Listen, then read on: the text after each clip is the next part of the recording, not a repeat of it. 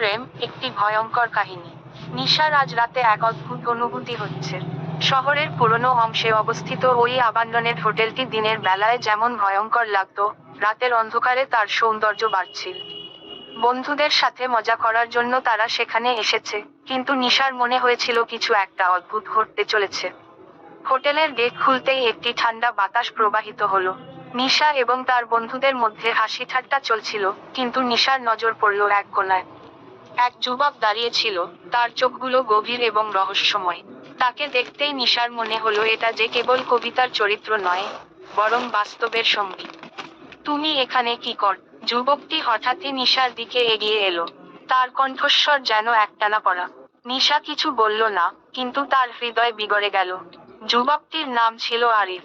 অন্ধকারে তার মুখাবয়বের রহস্যময় আভা নিশার মনের গভীরে এক অজানা আকর্ষণ সৃষ্টি করেছিল। প্রথম দিকে নিশা ভেবেছিল তার মাত্র এক মুহূর্তের কাজ, কিন্তু বাকি বন্ধুদের সাথে সময় কাটানোর কথা ভুলে গিয়ে সে আরিফের সাথে একদিকে চলে গেছে। তারা পুরনো হোটেলটির উপর তথ্য জানাতে শুরু করলো। আরিফের জীবনের গল্প শুনতে শুনতে নিশার মনে হলো সে যেন এক ভুলে যাওয়া প্রেমের গল্পের মধ্যে প্রবেশ করেছে। এক রাতে নিশা আরিফের সাথে হোটেলের ছাদে উঠল। সেখানে তারা সন্ধ্যার সূর্যাস্ত দেখছিল। আরিফ হঠাৎ করে বলল, এই হোটেলে একদা এক অসুখী প্রেমের কাহিনী ঘটেছিল। তারা একসাথে ছিল, কিন্তু শেষ পর্যন্ত তাদের ভালোবাসা মৃত্যু মেনে নিয়ে চলে গিয়েছিল। নিশা বুঝতে পারল যে আরিফের অন্ধকার অতীত তার বর্তমানকে ভাসিয়ে নিয়ে যাচ্ছে। কিন্তু তার অনুভূতি এই ভয়ের মাঝে এক অদ্ভুত রোমাঞ্চ তৈরি করছিল।